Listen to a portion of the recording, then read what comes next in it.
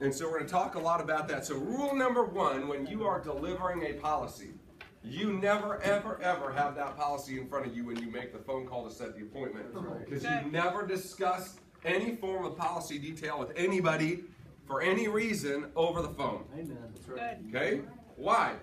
Because if it comes back and it's table rated, the client half of the time is not even going to listen to what you're saying. Just go, oh, I don't want it.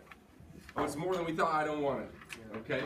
So you never, ever discuss details. So the call goes like this to Josh. Josh, listen, I got your policy back. I want to come and see you and Kayla. I'm going to be in your area this day or this day. Which of those days works for you for 15 or 20 minutes?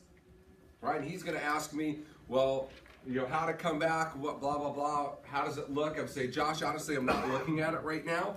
Okay, but we'll go through that when we get together. Okay? You never have it in front of you because you never want to lie to somebody. And if you're sitting there looking at it and they're asking you about it, and you're like, well, I'm not looking at it, well, now you're a liar, right? Okay? So, yeah. Smythe chucks it across the room. He's like, I've never seen it before. But you got to be great at making sure that you're not going through policy details over the phone for any reason. You do it when you're in front of them, okay? So table rates, in my opinion, are some of the easiest policies to deliver because there's a reason they're table rated. And they know the reason that they're table rated. And our feature guaranteeing their insurability down the road is much more important for that person than somebody who comes back a preferred plus. Why? They're already having health struggles.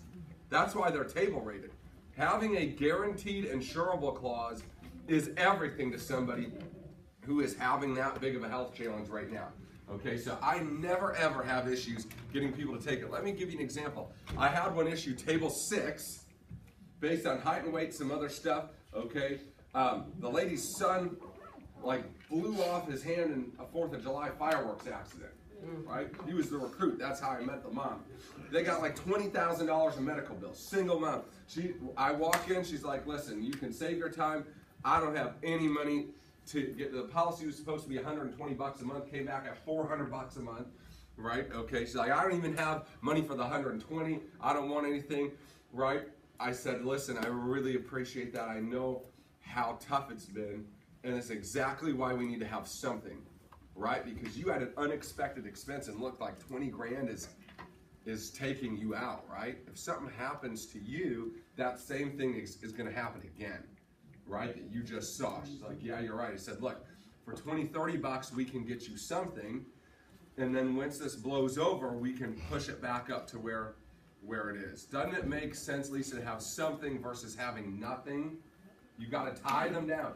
Doesn't it make sense to have something versus nothing? She said, what? Yes, policy went in force, $30. Not what I wanted, but better than a not taken. Yeah. Right? Okay, so you got to go to war. If you wrote it, you need to go to war to make sure that thing gets enforced and stays enforced, right? We don't just write it and then abandon it. Oh, it went from $120 to $30. I'm not even going to make, okay? Listen, that's not how you treat a client. That's not how you treat your pending business, right? Okay, so you always got to learn how to frame it for people and frame their perspective. Yeah, it's way more expensive. You can't afford it. That's fine. You can afford something, and isn't something better than nothing? Okay, so when you're in front of that client, here's how you set this. So I'm with Shane and Melissa. So Shane, there's 2 pieces of news I want to go over with you. One is good, and one needs some attention, some work. Which one do you want first? I let the client pick. What's the good news? The good news is, Shane, we issued this policy. They did issue it for you. The news that needs some work is it came back a little bit different than we had thought, and here's why. And you show them the amendment, and you have them read the amendment. And Shane, so you would understand what that is in that amendment, right? You told me you have this, and this is why it came back. Now, if you're smart, you're having a table rate conversation when? At the KT. They tell you they have MS. You should not be quoting this person preferred. Wow. Right? Okay? You should be quoting them a range. Here's how I show them the range up front. Standard, all the way through to the worst table that I think they're going to get. I say, Benny, listen, I don't know exactly where this is going to come back, but it's going to come back somewhere between here and here. And when it comes back and we know exactly where, then we can make some final decisions on how much we want. If it comes back cheap, we probably want all the coverage. If it comes back on the expensive side, we might still want it, but we might want to reduce something or get it more back to the middle or low end, right? So I just want to get a commitment from you, Benny, because we're going to spend some time working on this, underwriting it, that we will work together to get something based on this range, okay? See that expectation I set? Now there's no problem with it coming back table. Very rarely do you get a table rating for somebody who does not know a table rating is coming, right? I mean, it's rare. So you set the expectation. Shane, listen, I've got two pieces of news. Good news and news that needs a little bit of work. Which do you want first? Well, tell me the news that needs a little bit of work. Well, it came back at this rating, right, which is higher than we wanted it to be. The good news is we did issue it, and we can make some changes to it to find something that's workable for you and I, right? Okay, does that make sense to you? Let's go and look at these numbers. I'm delivering two tonight that came back way different than I thought, right? Okay, but I'm gonna deliver both of them. They're getting delivered because the client needs it, right? And the guy is table 5. He was standard before. 2 years ago, got standard. Now he's a table 5. That's a drastic reduction in your quality of health, right? Okay, he's going to take that. Maybe not all of it, but he's going to take some of it because 5 years from now, it's called a decline on any sort of initial insurance, right? Okay, any questions on what we just went through in terms of setting the client expectation up front, the conversation you're having, how you get into it with them, how you avoid getting into it with them over the phone? This makes sense to everybody, right? Okay. Oh, go ahead. So you're at the table. Loud. When you're at the table, you're saying, because of some medical problem, you're like, hey, this could come back at best here, at worst here. Are you just saying going straight to table 8 and showing them Depends. that? Or are you? An MS is probably not coming back table 8. It's probably table 2, maybe 4, could be 6 if they're really, really far down the line. So are you trying to scale it to match, or are you? Correct. Yeah. You're just getting worse and better. If it's diabetes, it's going to be 4, 6, 8. Probably not a 2, right? Okay.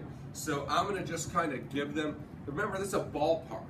Okay. And what I'm saying to them is, I'm not saying, hey, this could be. I'm saying it's going to be in a range, and when it comes back, we'll work on it. I just want your commitment that we'll work on something in that range.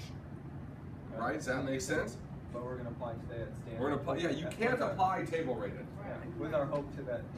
Correct. You cannot apply on a table rate. You got to apply standard, right? Okay. There was like 6 more hands. 1, 2, 3. Well, mine is a little moving forward, overcoming the objection when the spouse actually gets declined or has that table Okay. rating, and the first spouse says, "Well, I don't want it." Okay. So again, this is all done up front.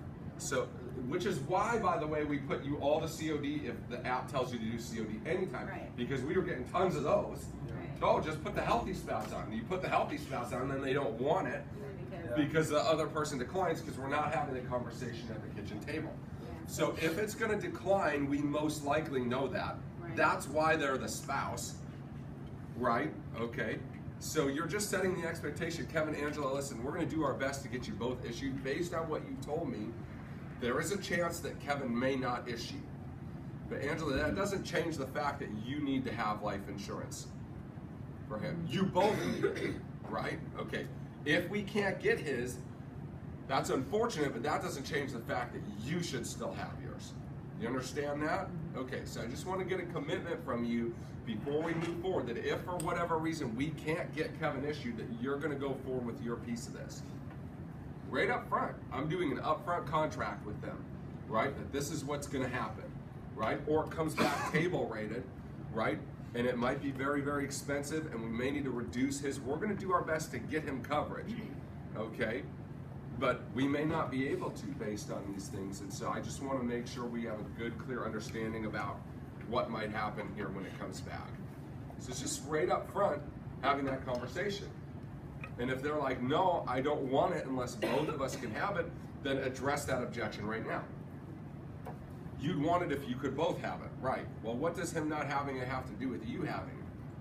I only asked. I have a piece. It's older. It's over a year old. The policy will be a year. We're still going back and forth with the company over the husband. They said that he was declined based on prescription record. The record can't be found until the script says that they don't have any record of him, and I don't know what to do. Okay, well, you would have been good to have a contract up front with them verbally, not needing you to run around like a chicken with your head cut off Well, in it's order for good. the It's deal going to to go. be a year. Oh, the next month. policy is enforced. With the wife, Good. yeah, but she's like ready to cancel. It's been a year. What's going on? And it's Okay, so you just need to talk some common sense into her. You're upset that he can't get it, so you're going to solve that problem by you not getting it either. That doesn't make any sense. Doesn't make sense. Right. Yeah, so you just need to have a conversation with her. That's what leaders do. Let me help you with this, okay? Let me help you with this, right? So you both need a car to get to work. And your husband's credit is bad and yours is good. So you can get the car, but he can't. Because he can't get the car, do you not get a car either, and now you both have no car to get to work? No, it doesn't make any sense. It would be best for you to both have it, but if he can't get it, that doesn't mean you don't still need yours. This is the exact same thing, Rhonda. You get that?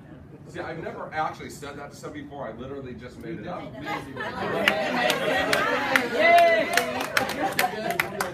You'd rather have not a, you have two Pintos now, you'd rather have at least one Corvette and one Pinto, right?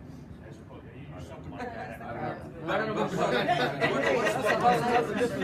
something like that. What's the point that I'm getting at? You need to be so well sold on what you're doing that you can be very creative very quickly in helping you to communicate your desire for them to have that to them. Right? Does that make sense? In a way that they can understand and help them think about it a little bit different. Because she's making an emotional decision. Emotional financial decisions are pretty much always bad. So let's make a logical financial decision. How do we do that? Let's detach the emotion from your husband getting declined and let's talk about it in any other aspect. You're both hungry, Rhonda. You're both hungry. Okay? Your diner's card has money for your food, his doesn't. Does that mean you shouldn't eat food because he couldn't get his tonight either? No, you'd eat and then get him whatever you can when you can, right? Okay. I mean, there's any number of ways you could explain this. That let's get yours done and we'll fix his. Okay, does that make sense? I think Jesse had a question. Yeah, on the light Q&A, is there a way, even if we like talk about taking a COD, that we can discuss table ratings just so people can have the conversation? Sure. I don't think anybody's not No, I'm discussing. Just ask table question mark. Okay. Yeah. I just want everything so we have a uniform. Sure. There was one more over here. What are you doing when one spouse, let's say just one spouse is preferred or whatever, one spouse is just, they got MS or they're heavily overweight or whatever. Are you doing the entire thing COD now? Is that Nope. the process? So what are we doing? How did John Smith miss this? He must not be doing reading. He No, must. no. That's So all you're- spouse So you're on an app taking that it you're just the submitting. one, and then you're And doing then the come back. processing for it. COD Okay. on it. So you're, Yep. So take the healthy one by himself and take a change form at the table, right, for the unhealthy spouse. So let's get the healthy one issued. And that way, it seems highly unlikely that you would not have the conversation that these are two separate transactions. So that's what I was wondering why we were going over this. So. Yeah. Yep. This is two separate transactions. If Right. we know that in advance, should we not apply two separate ones? What do you mean? If we know that the spouse may have a problem, whichever No. spouse. Why would you not do that? Because No. one- Two policies. One's for Why? to feed. No. That's part of it, but why? What's the main reason that has to do with QBI? If you get a policy enforced on the healthy one, and then you add to it, what do you get? You get Production credit. What don't you get? What don't you get if it doesn't go through? An NTO. No, but I If can you do a sub- COD on that. But then what don't you get if it doesn't go through? Production credit. But I have applied for one spouse already. Watch. You could get those two. Yeah, watch. Spouse A, 1,000 in premium. Spouse B, 1,000 in premium. Correct. You turn in the whole app COD, what are you getting? Zero. Till this part is. I know. Watch. I want to explain because you're not understanding why. So I'm going to explain so you see why, so we don't have the same question again. Okay? So we write them both separate. Today we get 1,000 premium on healthy, we get 0 credit on bad. Bad one declines. Doesn't hurt our QBI. What was our total production credit? 1,000. We submit the 1,000, it issues. We add the 1,000 to this one, what do we get? Another 1,000 in production credit. It doesn't issue. What happens? Nothing. No QBI, but 2,000 in total production credit instead of 1,000 in production credit. It just depends on which is an easier We're still conversation. going to charge back on the advance, but it was free money. It was free money. If you did, And a VP listen, makes in more a difference. hierarchy, if you had 20 of those a month, that's 20 G. That's 20,000 per. That's more than most of your base shops are doing, and missing by just not having your process. Right, you could just do you would take the PCF, the policy change form, right there. Right there. Right when you're with them. Right when you're with them. That's what I started. And you'll wait to turn it in Part of the until the other one application. issues. Right. Yep. Absolutely. So that way we have none of the risk, but we have production credit like we should have had in the old method that we were doing. It just takes us a little while to get it. You might get more if it's big cases, right? Does this make sense? Yeah. So what we don't want to do is unduly shut ourselves, because if we knew it was going to happen like that, we'd be much wiser to apply for both, not take it COD, have the conversation, which half of you are not doing, which is why we don't want you to do that anymore. This forces you to have that conversation, keeps all the production credit in-house, and doesn't hurt the QBI. So that's why you would do that. Okay, is everybody following that? Yes. Okay, very good. Any other questions on setting the expectation, dealing with the client when you're at that kitchen table? Ben? So when you Speak explain up. the table rate, when you're explaining table rate and they say, well, what's table rate? How did you explain that? Just a substandard rate. Yeah. There's 8 shades of that. Okay, the more unhealthy you are, the worse it is. Okay. Again, I'm not getting into like detail. I'm giving them like, I'm not saying it's table rate. I'm saying here's the range that it could be based on, right? So you need to be ready and prepared to have clients be like, I just don't want this. It's too expensive. And you need to have some common sense things built into that, right? Because guess what? Lisa, listen, I totally appreciate it. Guess what I do sometimes when this is an issue? I'll have them lower their current one some and keep some of ours. Why? End of term, exactly. When this comes up, you're probably not going to be able to qualify for anything again, and you need something, right? Okay, so I understand your old one is way less expensive because you're preferred and now you're table 4, okay? But you need this guarantee moving forward because you're toast here. You're never going to get this. Do you understand that? So why don't we keep some of yours and some of ours? Right, does that make sense? Because guess what? They can buy up ours up to the existing face value, right? So if you got $1 million policy that you're trying to replace $1 million, but their million's $1,000 and ours is $4 grand, it's still better that they take this based on the health. But if they just can't cash flow it, great. Bump yours down by $250 and keep $250 of ours, and we'll buy it all the way up to $250 at the end if we need it, versus letting it go to a decrease. And there's anything you can do with these things. So you just got to be prepared to have that client take something. You need to be able to explain to them why at the end of term they're going to be very, very thankful they have a guaranteed table rate for life instead of a decline forever on any form of insurance, right? Real quick, if you're sitting down with me and Laura, you give us a basic quote just from your app real quick. We're going through the app. We found out I had pancreatic cancer 7 years ago. I didn't think it would apply. We're filling out the app. Now you find out. We go through real quick just how you would transition from that to saying, all right, Laura, now we're just going to apply to you. What do you say? Exactly. I'll still take all the information and say, John, listen, based on what you've told me, there's a different process we're going to follow with you, okay, to try to put it in the company's best interest and in your best interest to get you through, okay, and that is to not have you included right now on app 1 to get Laura issued, and what we're going to do is we're going to take you off the digital platform and we're going to put you on a paper platform today that will give us a little bit more flexibility in trying to get you through.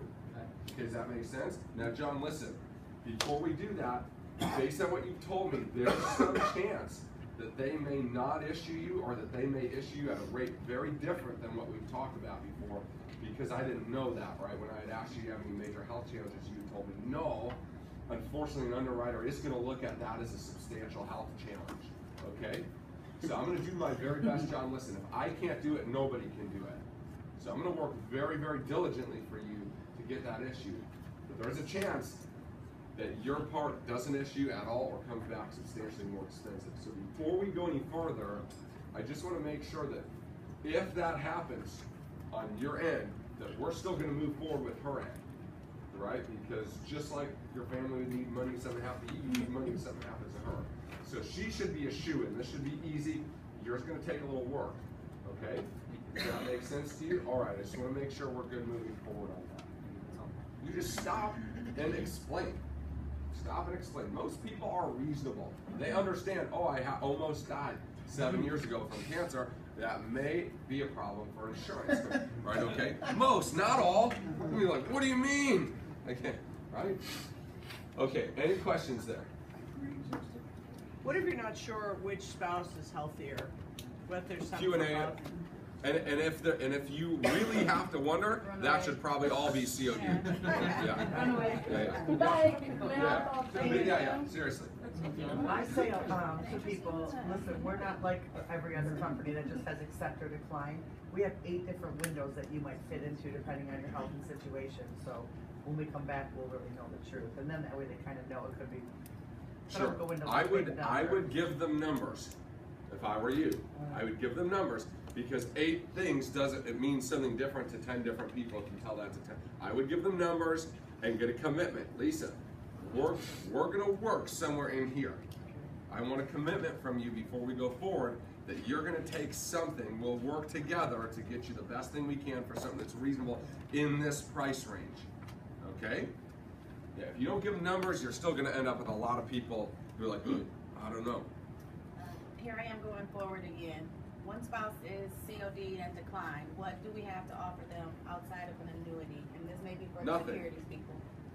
That's why they should have bought life insurance a long time ago. Right. Sorry. Is there a conversation we should have with them, or how should that go when we are offering like an annuity to help them to have something in place? Yeah. Hey, the best thing that we can do for you right now, based on the fact that we kind of missed the boat on being able to buy life insurance, is we need to start saving money now so that we're self-insured. Okay, so what we're going to do is we're going to take the money we were going to spend on your coverage and we're going to put that into a PAC, and over a couple of years, that's going to build up into real money. 30, 40 years from now, that's going to be a lot of money. Depending on the health, I mean, whatever the issue was, it could be 5 years from now. But you don't. But since just to kind of take yours one step further, I think what you might be asking me is, do we refer people to other products outside, right? And so the answer to that is no, because the only thing the market outside, within us. Yeah, but there is none. So the only thing the market will sell somebody like that is what? No, a what? A graded benefit whole life, right? Which is you die in the first 2 years, you get 0. And then the 3rd year, you get a portion of what you're covered for. And it goes up, and then it comes back down, and it is ultra expensive, right? Like $100 a month for 10 grand of coverage, right? Starting at $100 a month, 10 grand coverage. And it's trash. They'd be way better to take that money and put it in a mutual fund. Yep. Way better. So you right? suggest a mutual fund instead of Always. Well, an annuity, most of them don't have enough money to start an annuity with a lump sum. Secondly, most annuities have a much larger PAC. And the death benefit of an annuity is virtually no different than cash sitting in a mutual fund. Exactly. It's the same thing, right? Some of them have step-up death benefits, but again, not without 10G going in up front and like $1,000 PAC or something crazy. Yeah, and there's huge surrender charges on them. Yeah, so they're virtually always better with a mutual fund. Self-insured with a mutual. Okay, any questions so far? All right, so step 1 is you get that client to agree to something on that delivery, right? You should always have a money requirement form with you. Always, always, always. I keep a digital one in my sign now, and the client can just sign a digital one and send it in, okay? MRN form, right? Money requirement form, yep, and an MRN form. You should always have one with you. Get that done, right? We got it complete, and now I'm looking for a number of things, okay? I'm looking for referrals, recruits, PLPPs and PACs. That's what I'm looking for, right?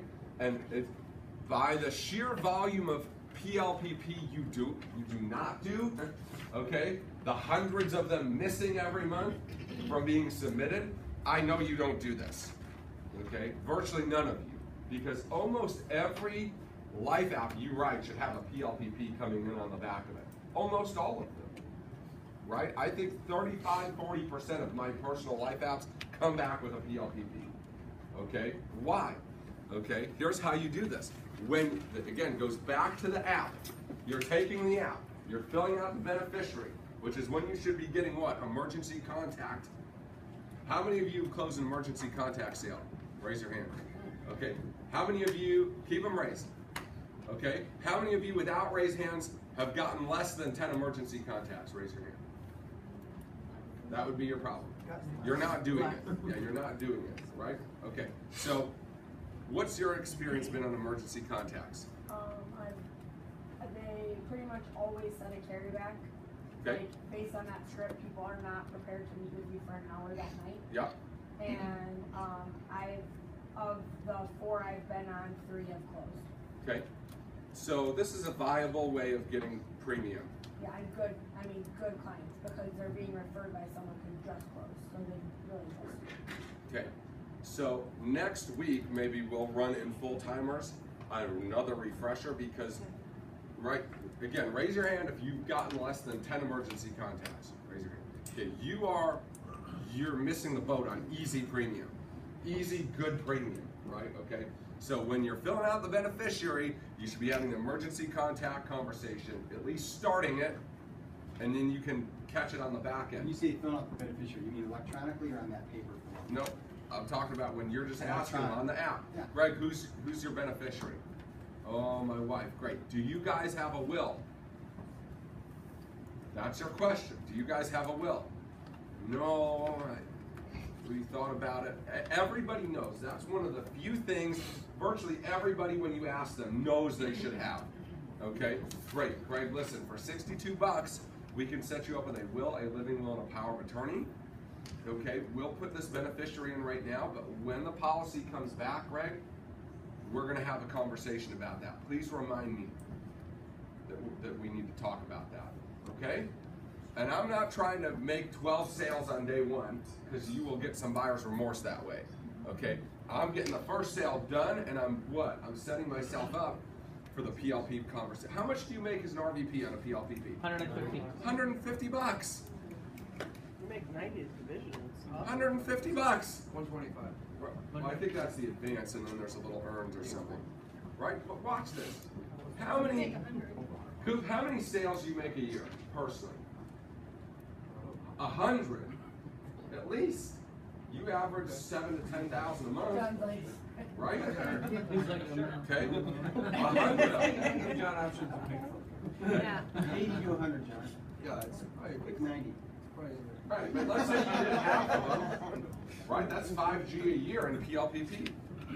Plus you taught your people to do it. Now that's 1,000 a month in PLPP. I've honestly never seen that be sold. I wouldn't even I don't even know where to go. I'm explaining to you right now. Turbo apps. The other products, legal. It's really easy. Yes, so much better on Turbo That app. product takes 2 minutes. It's the easiest app you'll ever Yeah. fill in your life. So easy. Name, address, credit card, done. Yeah, that's good. Right? Okay, so I'll get to your question. But listen, every time when you deliver that policy, you should be talking about that. And guess what? They never cancel us. I don't know why. I wish the life product was as persistent as PLP. I don't know if they just forget $26. Because it's not a credit card. Right, but it's just coming out forever. I mean, it's crazy. $26. Right? Okay. So you have a question. That was kind of it. A couple of ours have canceled once they've gotten the will in place. That's fine. And you get the chargeback. Yeah, Yep, that's fine. There's no QBI hit and you still made money. Yep. No And they got a will. And they got something set up, right? And that they're much more likely to retain your product. Absolutely. Correct. Right. Yes, yes, Okay. yes, yes. So I'm not worried about the ones that cancel it. I'm not afraid of a chargeback on $80 or something. You know what I mean? Yeah. But most of them don't. Let me teach you how to. And listen, hey, guess what? On Primerica Online, under training, under products, under legal protection, I have a 10-minute segment on exactly how to sell this. How many of you have watched this? Look at that. You haven't even looked at it. You didn't even know it existed. But hey, when you get to where I am, listen, when you get to where I am, the crumbs are more than you're making. Yeah. So, hey, right? Do you understand that? Picking up the PLPPs and PACs on that block of business is more money than you're making right now. Almost all of you. Not all of you, few of you that are in six figures, but most people in this room, there's more money out there on crumbs than you're making right now through the sweat of your brow. Okay? So you should learn this now, not later. Right? Does that make sense? Yeah, so you said something, I'm not sure, I want to make sure everybody caught this, because you're not trying to sell this when you're selling the life No, I'm selling it on the go back. Because they get fatigued after that. Absolutely. Kind of sell, I don't want sell, buyer's sell. remorse happening. So I'm selling one deal. Right? One deal. You can maybe do a pack at the same time. Maybe. That's all you're getting out of it with. Yeah, Right? they You get gotta tired. come back. Right. You gotta come back. But listen, there's money out there. There's money out there. Right? Y'all, some of you are like afraid to deliver your policies. Listen. Or you're like, oh, it issued no requirements. I'm not going to bother delivering. It'll just go to force. Wrong. You need to be out there and explain to the client what you have for them, right? Okay. But number two is there's a whole bunch of business out there waiting for you. So you should go online and watch that PLPP, because Angela, if you watch how I explain that to people, most of them won't cancel. Okay. On the client form, there's a spot that says will, yes or no, and then I look back at that with the referrals. I don't so even I'll know what a remember client form is. where we get our referrals, the sheets that we bring to the table. I don't even know what that is. All So, yes. So I just ask you, do you have a will? And if you say no, then I'm going to talk with you about this, and I'm going to close you when I come back, right? Because when I'm delivering a policy, I'm looking for what? Recruits, referrals, PLPPs, and PACs. That's what I'm looking for, right? So I'm always going to do the PLPP first because it's easy, and we've already talked about it, right? Okay. The next thing I'm going to ask for is the recruit. Josh, listen. You felt like we've helped your family. We made an improvement for you. Is this at the carryback now? I'm delivering the policy. Yep. Scale, scale of 1 to 10. 1 being, gosh, if I could make I hate helping people. I wouldn't want to make extra money. This wouldn't be for me. 10 being, if I could make a few $100 every time I did this for somebody, it took me an hour, maybe make a few thousand on the side. Where would you be? I just ask them scale of 1 to 10, right? And if they're like 8, 9, 10, what did you like most about what you saw, Mike? What's most interesting to you? Why would this be something you'd consider doing? And I get them to sell themselves on it. I'm not selling any of them, right? I get the interested ones to create more interest for themselves. And any other questions, Mike? What else do you want to know? Great. Well, I'd like to get you started if it's something you want to do. And guess what? Sometimes it turns into a carryback for that. Fine. This is an in-market person who bought my product, probably products, knows what we're doing. These are high-quality people. Yeah. Right? Does that make sense? Right? One of him is worth 10 of your Walmart pickups. Right? It's a lot less time. Yeah, it took me 2 or 3 appointments. Right? But how many appointments did you have at Walmart to run into that guy? Right? Okay? See, right? Do you see that? So I'm going to get the recruit next. Okay? Right? The next thing I'm talking about is PACs. Josh, do you have a mutual fund set up? Do you have a 401k or anything you work where you're saving money? Well, let me show you really quickly about the power of saving money. How old are you? And I show them money. I don't talk to them about how much could you afford to save. Josh, watch this. How old are you right now? 30. You're 30, right? So Social Security, if you can get it, right? Haha. It starts at 67 right now, right? That's 37 years. Josh, watch this. If you took $200 a month, and I just go on MoneyChimp, and I type it in, 0 to start, $200 a month, that's $2,400 a year, makes you put it in annual. And you earned 11% in 37 years, this is how much money you're gonna have, and it's millions. Right, it's 2.5 million, something like that. Right, say, Josh, look, that's a big deal, watch this. let's say you waited till the ripe old age of 31 to start saving. 1 year from now, right? That's $2,400 you didn't save, right? Watch what this costs you. And then I show them 36 years, it's like 300 grand, right? Yep. Okay, Josh, listen. Yesterday was the best time to start saving. Tomorrow is the absolute worst. Today is the next best, right? Every day, 300 grand, that's like $1,000 a day you're burning off your retirement, right? How much, Josh, do you feel like you could afford to put away on a monthly basis so that you could have that sort of money saved up? Do you feel like you could do 200? Yes. Okay.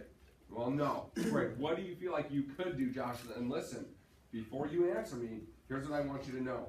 I've met a lot of old people that would give their right arm to go back to your age to save more. I've never met ones like, gosh darn, I saved too much money, will you take some? I've never seen it. So how much do you feel like you could save on a monthly basis?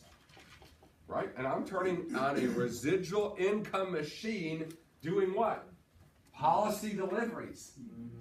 Right? Some of you, the way you run this business is so crazy to me. You're out there hunting all this weird crap, right? I hunted personal premium, and I recruited my clients, and then I sold mutual funds to them on the policy delivery. I never looked for mutual funds, right? Never. And I never looked for mutual funds. I found them by doing what? Hunting personal premium, right? And writing those people. That's what I did. So, question I have for you, you have someone they're working. Okay. They got a 401k. Great. They're getting a match. Great. So, what I've been doing, maybe you can tell me what you do. Sure. Since you're better than me. What I do is I saw on the idea of getting a Roth IRA. Okay. As for flexibility purposes, for not having to take required minimum distributions, for just saving extra money. Sure. What do you do? That's fine. And what if they're not maxing out, where they're not getting their full match on their 401k? So technically, the best thing for that client to do would be to put the money into the match. The problem is they're probably not going to do it. Right? So that's the best thing. So the second best thing is, why don't we diversify out into different account type and have a Roth? Here's the benefits of a Roth, right? Yeah, and I and tell this is them, an account that can stay with you. You can keep funding it even when you I tell do them the three job. main benefits. One is it gives them flexibility on the tax side. Sure. If they've got a lot of money at the end and they're taking money out and they don't want to take a tax hit, they've got flexibility to take from a Roth. Yep. Right. The second thing I tell them is they have more control over it. Sure. And the third is at 70 and a half, they're not required to take distribution. And fourth is, when you leave your job and you get into a different plan that may or may not have a match, you don't need to redo this whole thing again. You still have this going on your own, right? So there are plenty of reasons why it would make sense for them to do that, right? But mathematically, it would be best for them to hit their match and then go to the Roth, right? That makes sense? And then I'm going to ask them for more referrals. Recruiting referrals. Josh, who do you know that would be like just incredible at doing this? Loves talking to people, very money motivated. Who pops in your mind like that? You could steam them, right? Okay. And then more client referrals. Get another emergency contact. Get the emergency contacts if you didn't get them up front, right? But every time you deliver a policy, it should take you to 7 to 10 new people. And with every delivery. I don't have people to talk to.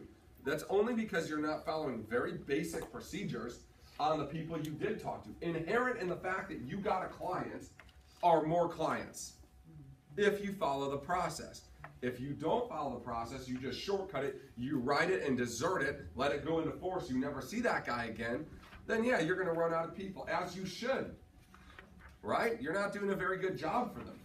Right? But if you go back, you do a good job, you explain, you help set them up on multi-products. Listen to this.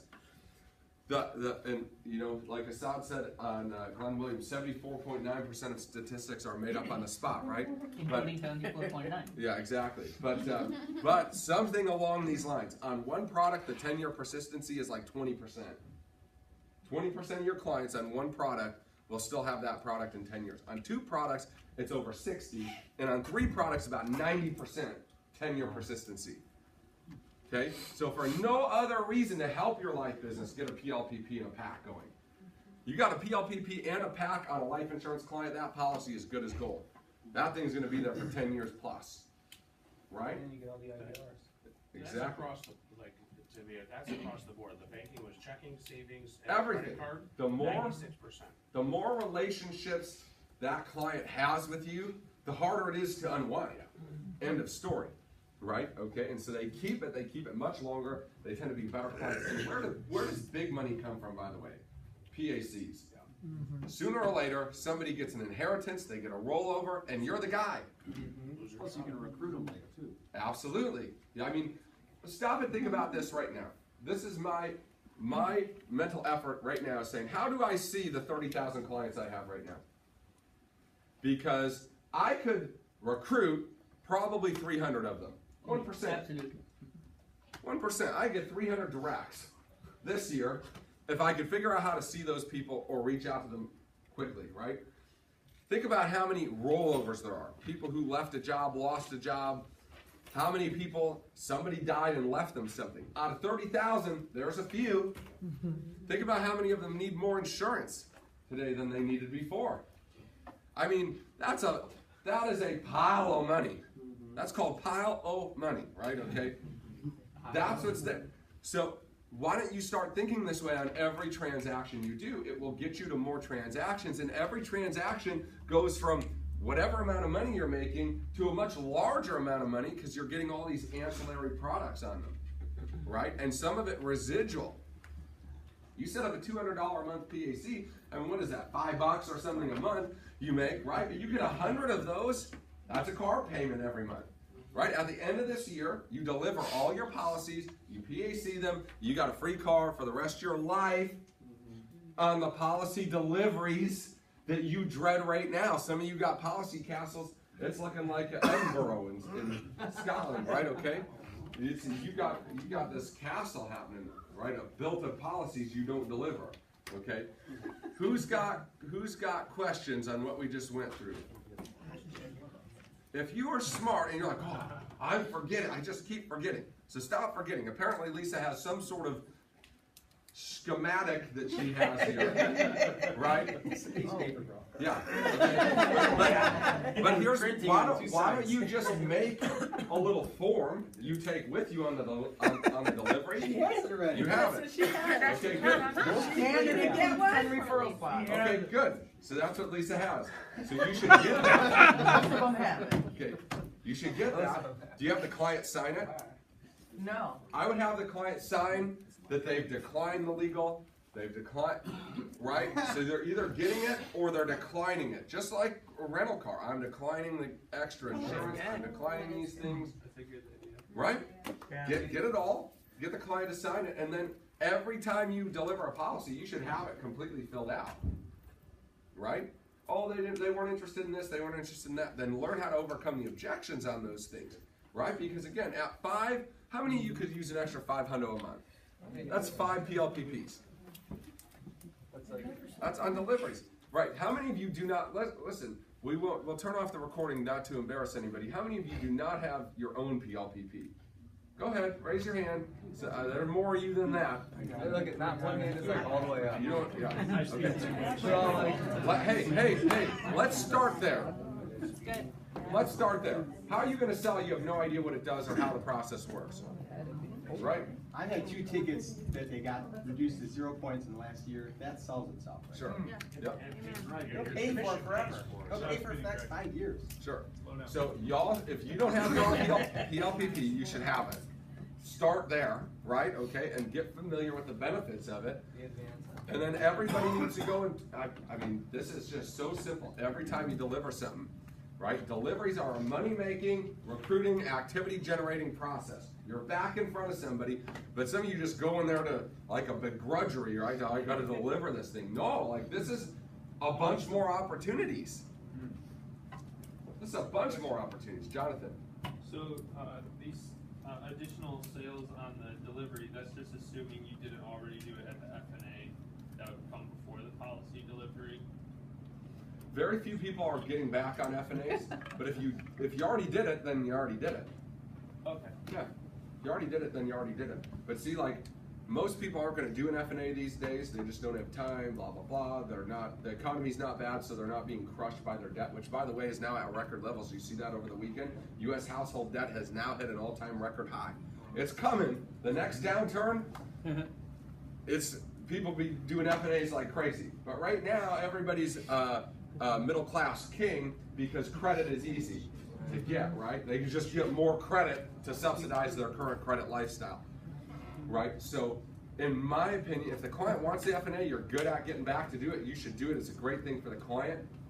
Right? That's where I've been getting my emergency content. As F&A? Sure. It seems a little overwhelming, like. To do it right then? Yeah. To me, personally. And listen, there's not a right way or wrong way to do it. If it's working for you, that's the right way. That's kind of how I look at ancillary stuff like this. There's a right way to do a recruiting appointment and a KT.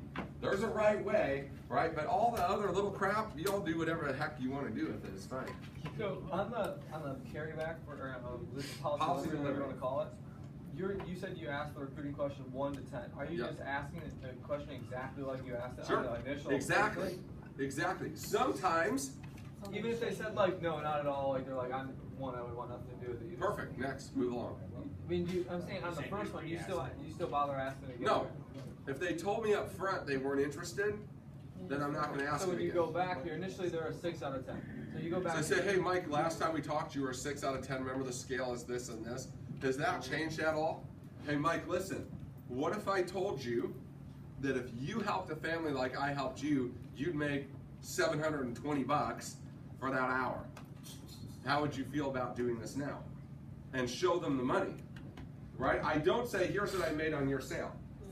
Here's what I say, Nate, if you help somebody like I just helped you, here's what you would have made. What do you use, district rate? Whatever. Yeah, whatever. I did district, yeah, because it's easy. You get 50% of it, blah, blah, blah. It's easy to explain to them quickly. And if you're tossing PLPB and everything else. Yeah, so you should be always trying to recruit your client. Always, always, always. And if they're not interested, you ask them, John, who do you know that might be interested in something like this? If they're good, John, they make $300,000, $400,000, $500,000 a year, maybe more than that. They get residual income. Who do you know that would really be looking for an opportunity like that? They all know somebody. Somebody pops into their mind. Great, let me get their number. I'm gonna let them know I talked to you. Just like I wasn't pushy with you, I'm not gonna be with them. It'll be a great experience. It was get that next place to go, right? You earned that next place to go by getting that client. Let's keep that machine moving. Okay, any other questions on this? You want to give us your PLPP script one last time? Yeah, so Jordan, do you guys have a will? No. Okay, you've thought about it, sounds like. Yeah. Okay, for $62, Jordan, I can get you a will, a living will, and a power of attorney. Okay, and so when we get back together to deliver this policy, I'm going to talk to you about setting that up. Okay, so I want you to remind me in case I don't remember. I'm going to remember, but you would be amazed how many people bring it up to me when I'm back. They're selling themselves, right? Okay, great. So listen, Jordan, here's how the process works, okay? It's a monthly subscription plan. It's $10 to start. It's $26 a month. It's going to take at least 2 months, probably 2 months, 1 to 2, to get that will done and issued to you, okay? Now, Jordan, what happens after the 2 months? It's really up to you. Doesn't matter to me which way you do this. About half of our clients, Jordan, keep the service. Let me explain to you what's entailed in it. 24-hour access to attorneys for any reason. You get a traffic ticket. You don't go, an attorney goes and fights for you on your behalf. 57 trial hours for free. Somebody sues you. You end up getting in trouble. All covered. Every year they'll update your will. When you die, they'll probate your estate free of charge. Okay, so most of our clients, this pays for itself. Jordan, you ever been like mad at a neighbor, had a company like not do you right, and they're just hard to deal with customer service and getting back to you, you're like, ugh, right? But it would cost you more to call an attorney than it would to deal with whatever you're dealing with, right? Okay, now they'll send unlimited letters on your behalf, they'll make phone calls out on your behalf, they're gonna deal with all those things all the time for you. Okay, so half of our clients keep it, Jordan, the other half, they just get the will, they write into exactly where they got it done, they stop the service. It's your choice, you don't need to decide that now.